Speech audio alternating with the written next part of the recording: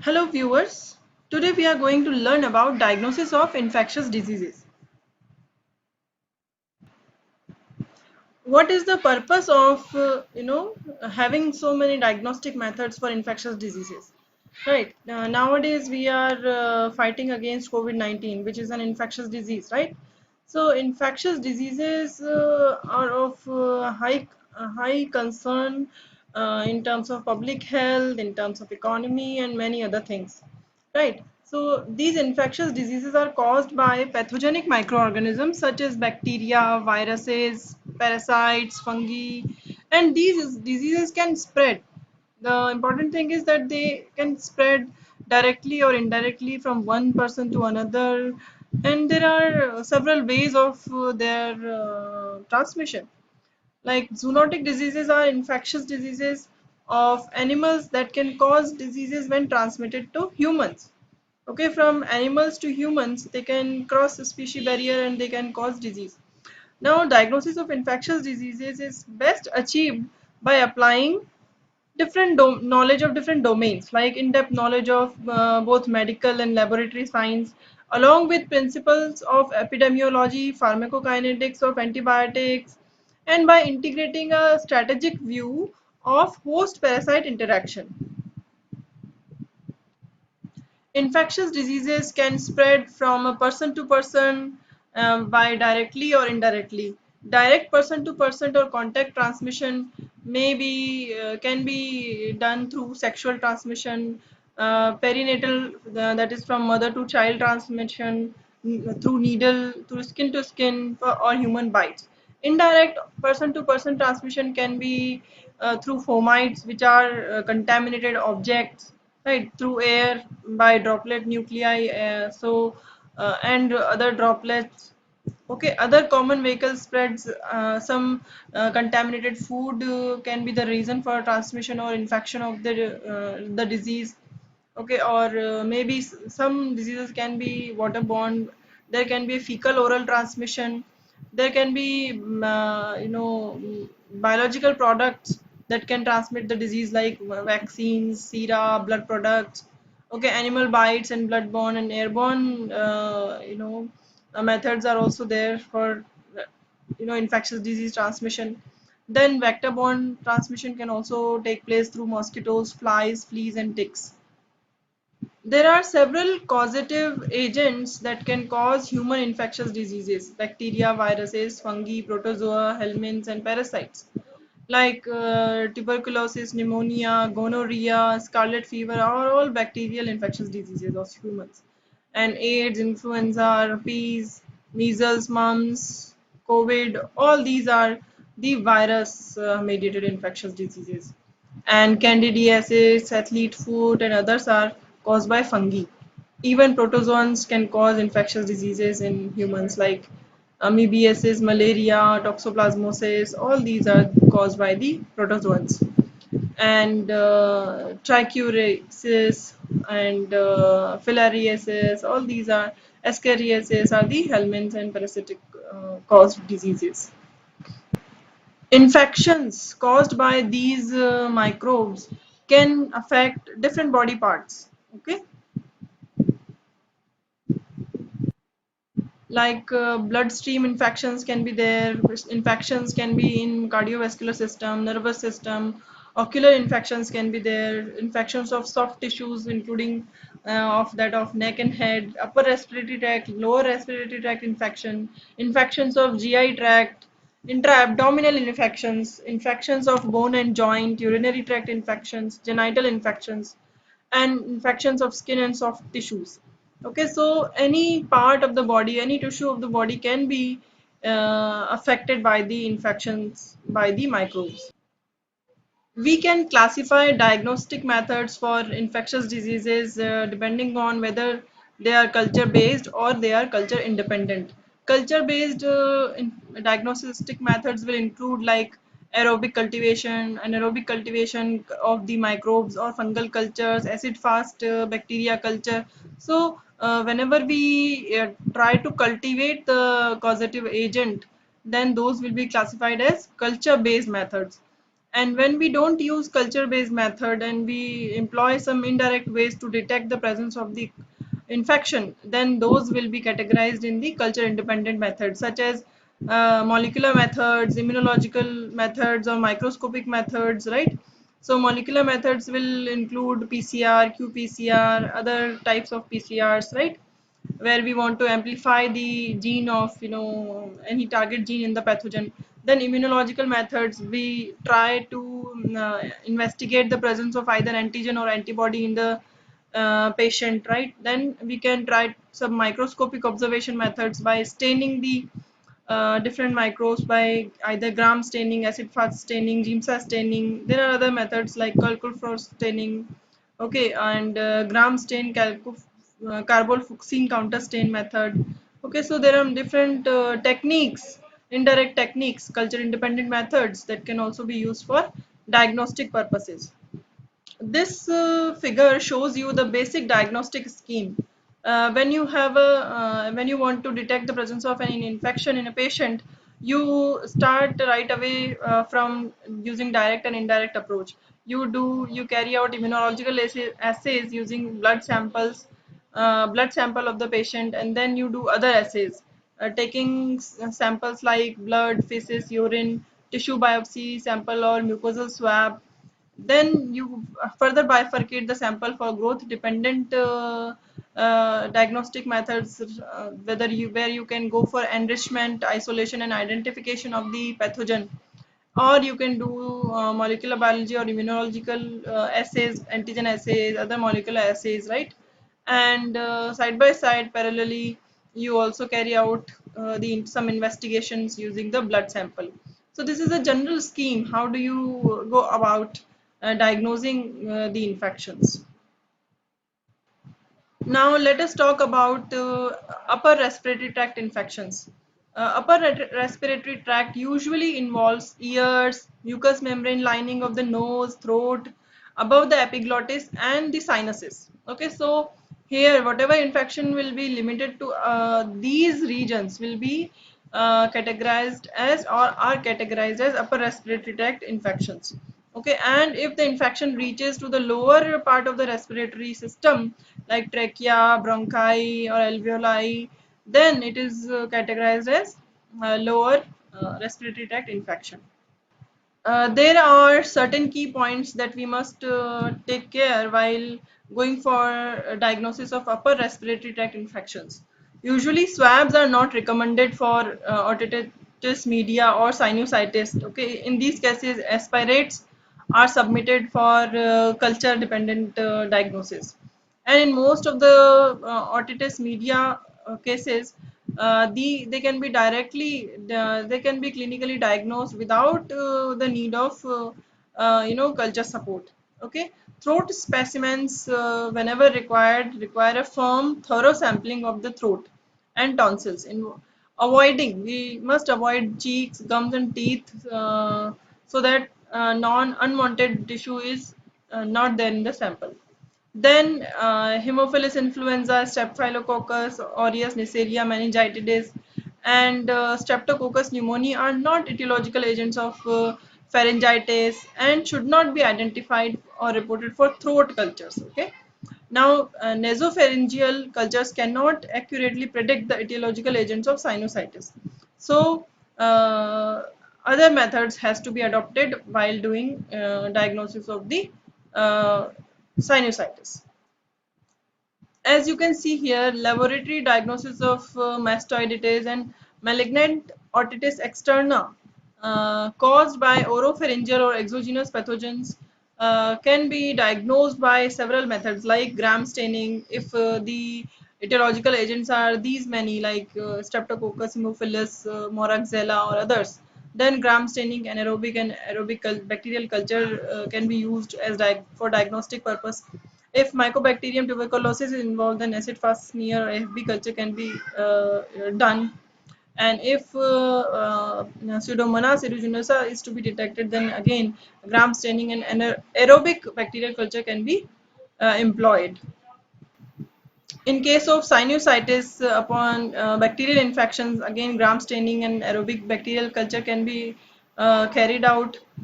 Okay, if the fungal infections are suspected, then calcofluor, cavity staining or fungal cultures can be done. Then in case of pharyngitis or sore throat, for etiological agents like bacterial or viral agents, you can carry out different kinds of diagnostic procedures, like NAT is the most favorable technique. That is nothing but nucleic acid amplification testing. Okay, several probes are available that can be used to amplify a region of interest. Okay, and uh, different kinds of staining like methylene blue staining for Corynebacterium diphtheria can be performed. Okay, anaerobic incubation on selective medium can be done for Fusobacterium necrophorum. Okay, likewise for viral infections, different serological tests can be done. Okay, and sometimes culture dependent methods can also be employed. In case of lower respiratory tract infections, key points for the lab diagnosis of these infections we must remember are like NAT, that is nucleic acid amplification testing, have largely nowadays replaced different rapid antigen testing, because being faster in nature, you can diagnose it in a very faster way. Okay, and it has also been preferred over cultures for respiratory viral detections. Okay, and the laboratory should be contacted for specific instructions prior to certain infections, like specimens for fastidious pathogens like Bordetella pertussis. Okay, and usually first morning expectorated sputum is always best for bacterial culture. So certain points are there we can remember so as to help expedite the diagnosis.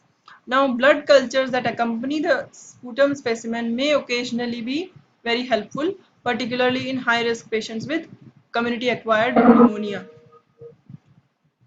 Now the range of pathogens causing exacerbations of lung diseases in cystic fibrosis patients has expanded, and specimens for mycobacterial and fungal culture should be collected in some patients. Okay, wherever the problems are exacerbating, the specimen for mycobacterial and fungal culture should also be collected.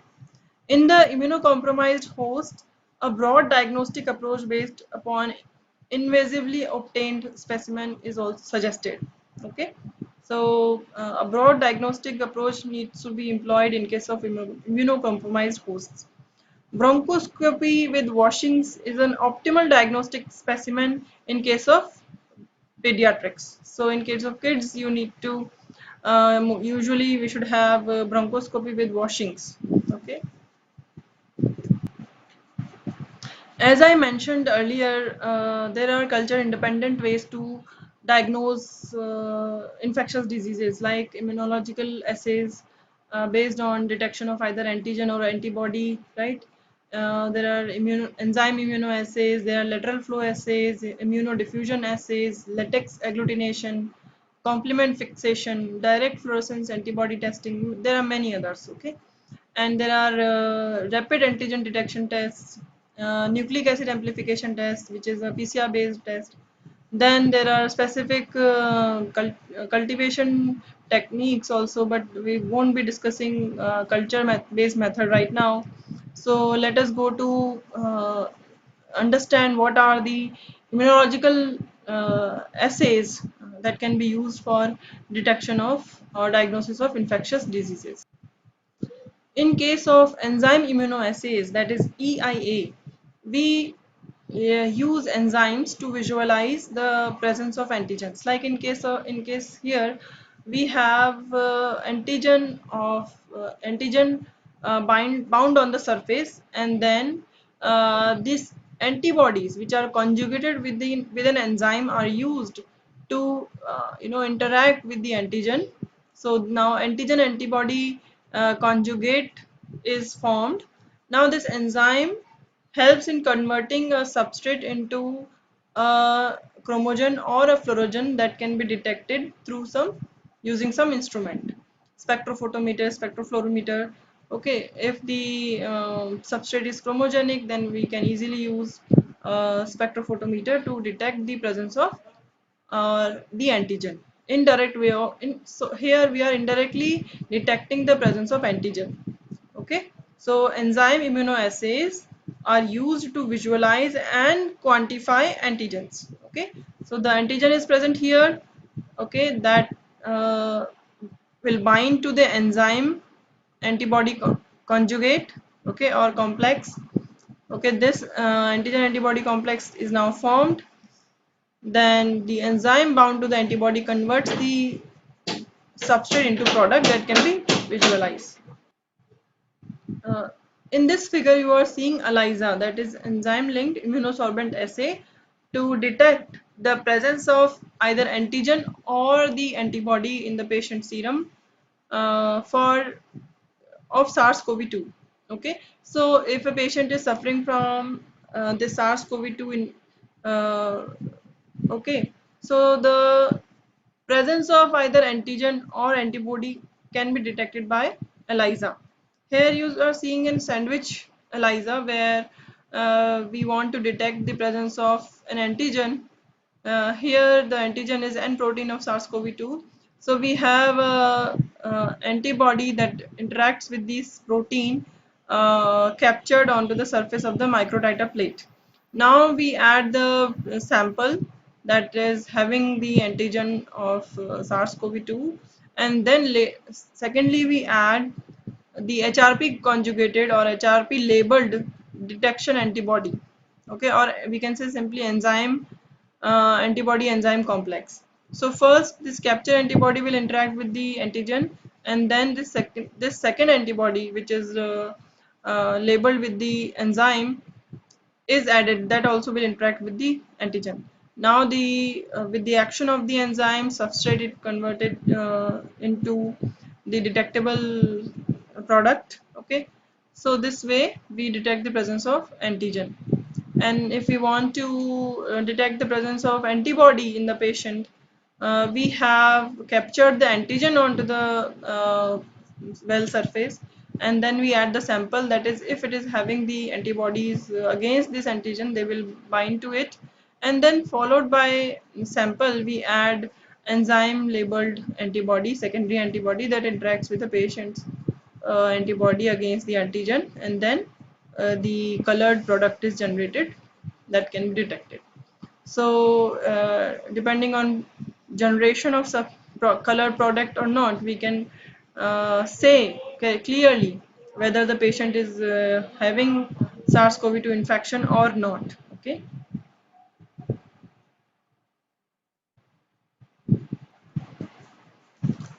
Now we will try to understand how lateral flow assays work and can be used for diagnosis of infectious diseases.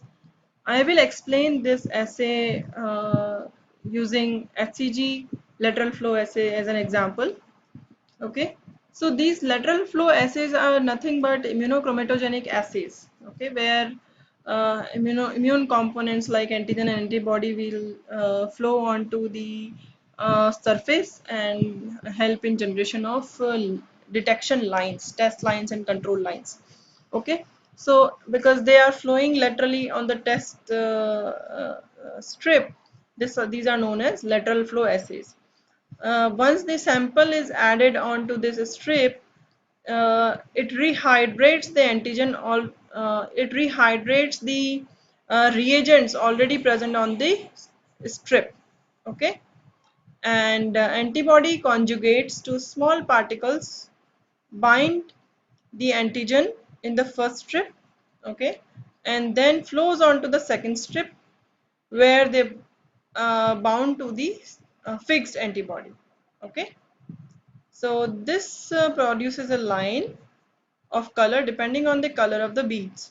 So what I'm saying is that, say, because we are taking the example of HCG to understand the lateral flow assay, so we take urine sample in case of HCG testing. Okay, so in the urine there can be two situations whether HCG is present or not. In the mixing area or the reagent area, we have SCG anti-SCG antibodies bound to the colloidal gold. Okay, Now if there is SCG, then the antigen antibody will interact here at the mixing area, and they will flow laterally further. Now in the test line we have anti-SCG antibodies coated onto the line on this strip. Okay, so these antigen antibody gold colloid formed, which are flowing laterally now, will bind to these antibodies. These green antibodies will capture the HCG antibody gold colloidal conjugate, because they are also specific for the SCG. So now this is tethered here, and the leftover or unreacted antigen gold colloidal will further flow onto the strip, where they will come across with the bound or immobilized antibodies, where these antibodies which didn't react with the CG will interact. So because of the presence of the gold colloid, both the test line and the control line will give you a color. Okay, so the free HCG antibodies colloidal gold are now being captured by the last line, and that forms the control line.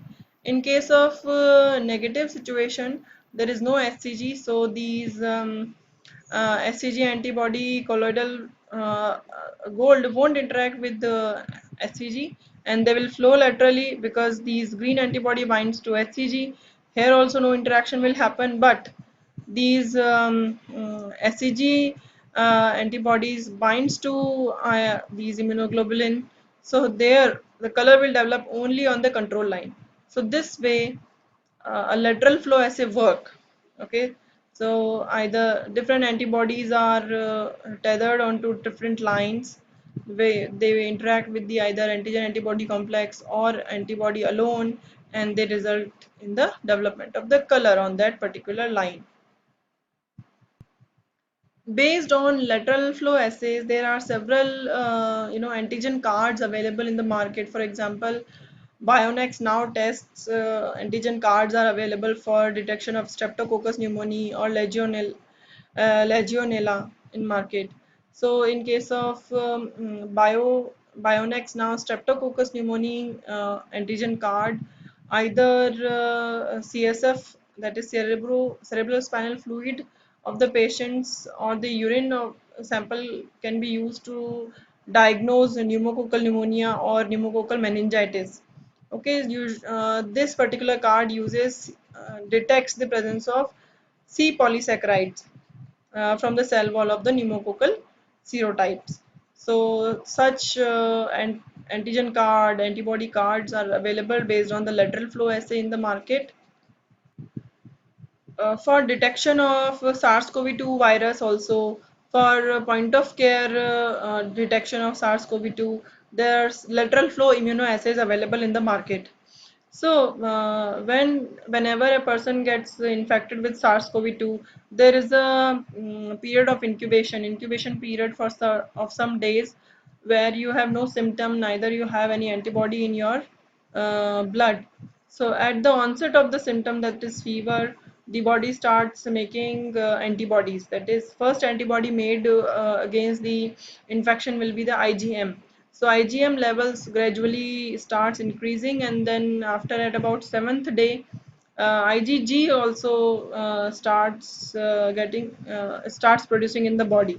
So after a certain period, that is when the symptoms are there, and once the symptoms subside, IgM levels fall down, and IgG levels are maintained for some level. Then they fall after to a minimum level. And whenever there is a reinfection of the SARS-CoV, there will be a short, a rise in the IgM, while there will be a rapid rise in the IgG levels. It will reach very high, that too more than the previous levels. The IgG level will shoot up very quickly. Okay, now the lateral flow assays available in the market for SARS-CoV-2 point of care detection. This kind of card is used where you can you have three lines, M line, G line, and a control line, where you can show the presence of only IgM, only IgG, okay, or both. Okay, if the color develops on the M line means IgM is detected. On if the color develops on the IgG, then it is indicates that the IgG is detected. Control line should always be positive.